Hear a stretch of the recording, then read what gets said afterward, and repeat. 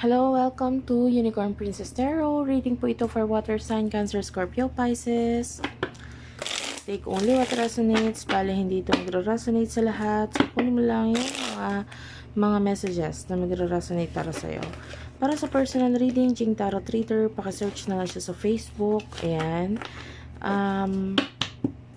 Yeah. And meron tayong special channel for Water Sign ha. Water Sign Philippines. Please do check it out. Let's start the reading Water Signs.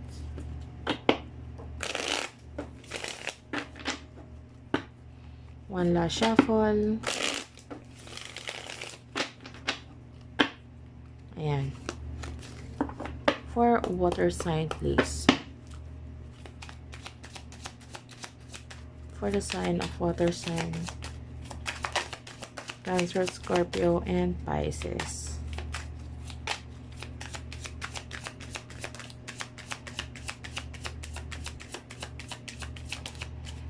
Oh, Ten of Swords is here. Might be for some of you, may mga ending na nangyayari sa inyo ngayon with the Hanged Man and the Three of Swords.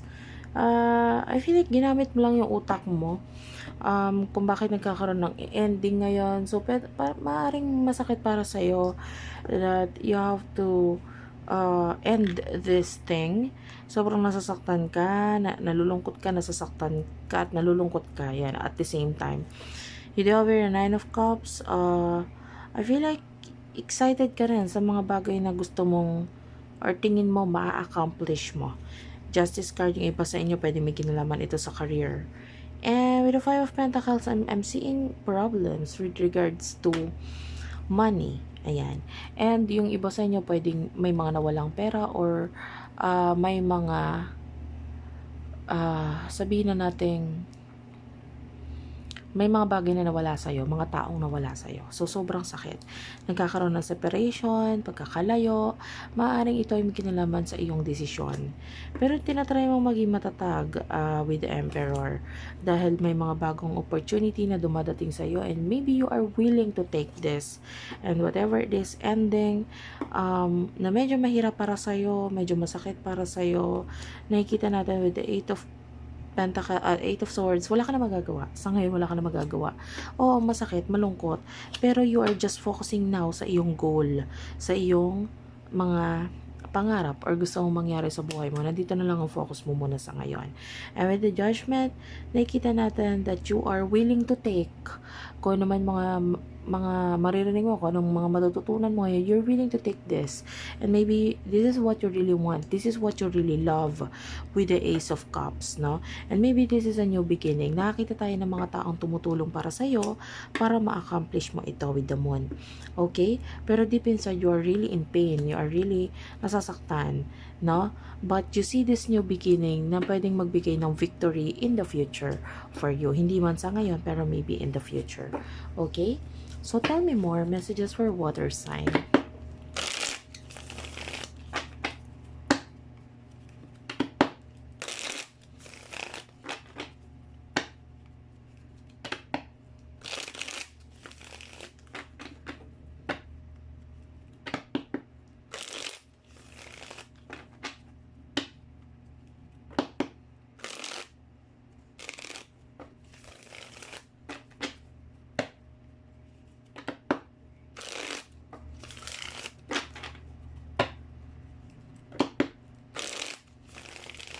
One last shuffle for water sign.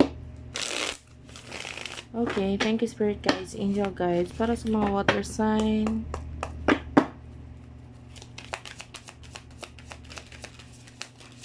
Okay, for water sign, you do have here the Tower. So, yan, meron tayong mga endings talaga na pinagdadaanan ng mga water sign ngayon, no?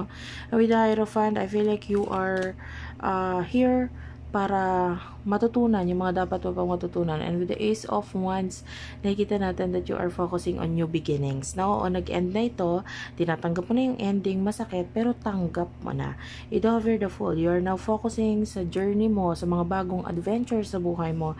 And now with the Star, you are, actually mataas ang tingin mo ngayon sa sarili mo eh. You feel like you have reached the top I mean, kumpara sa'yo, 10 years or 20 years ago, for iba sa'yo, malayo na yung narating mo eh.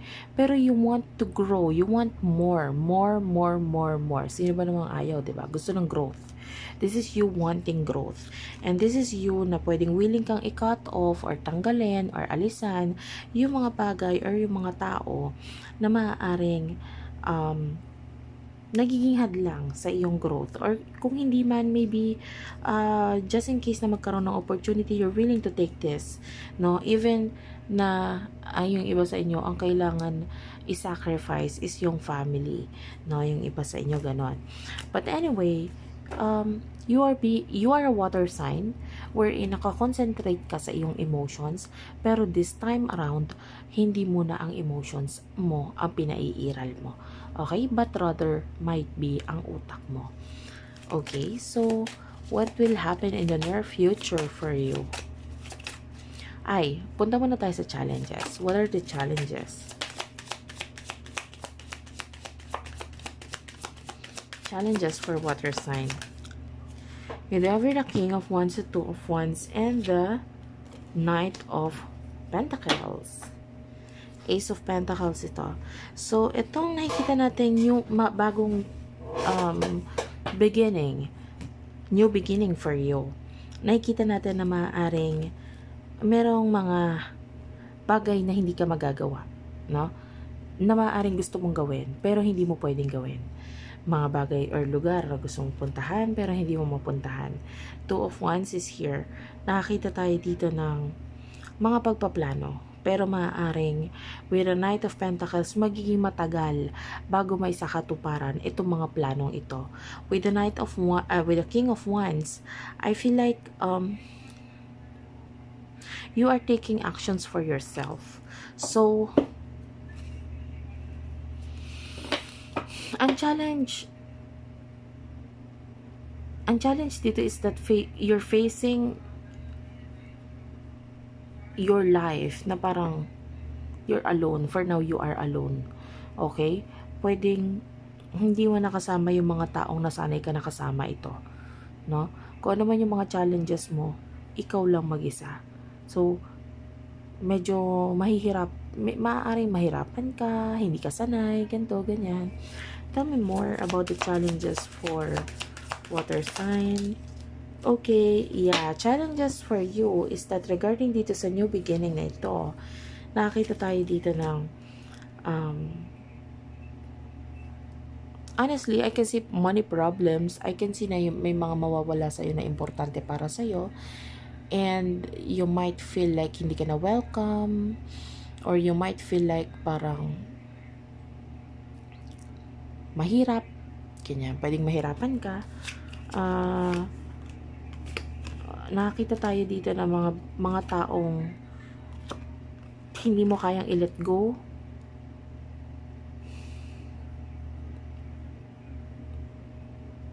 Pero dapat mong i-let go. So, ang challenges sa iyo is maybe may kinalaman pa rin sa emotions. Maybe you need to let them go. You need to focus on this Nine of Pentacles.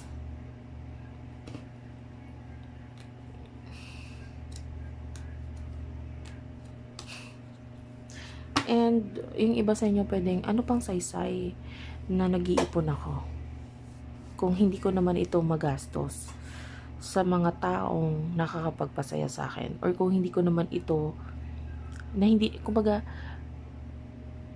maybe you do value money in the past, pero ngayon, ano nang halaga ng pera? Parang ganon.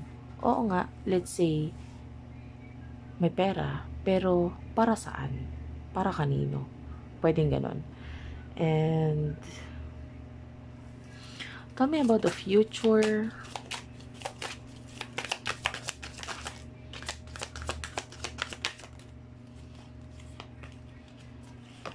Seven of Cups is here. Four of Wands, the Temperance, the World. Six of Cups. Ten of Pentacles. Queen of Wands, the Devil. I can see you coming back. I can see you coming back. babalik ka din eh. The world is here, so you're coming back to the past. With the Temperance, kasi maaaring may mga bagay kang tinry lang naman, but you're not happy, you're not satisfied. Mas nakikita mo yung stability and yung happiness and yung acceptance doon sa past. So I can see you coming back. You know. But Queen of Wands, and I can see you coming back, but there's a person here. Nakita tayo ng person who has a lot of money, who is very bossy. Nakita tayo dito ng pag-aaway or pagkakagulo sa inyo. Paano yun? Maybe there's fight. There's pagsasagutan in the past, or but I still see you coming back to this person because mas nakita mo yung value nitong taong ito nung wala na siya. I can see communication. Ayan. Wala ka nang pakialam ngayon. In the future, no? Nakakita tayo na wala ka nang pakialam sa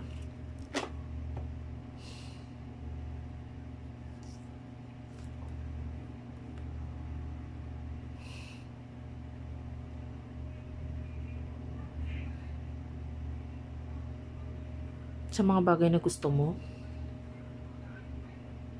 Kasi might be ma-realize mo ano ba talagang totoong nagpapasaya sa'yo. Okay?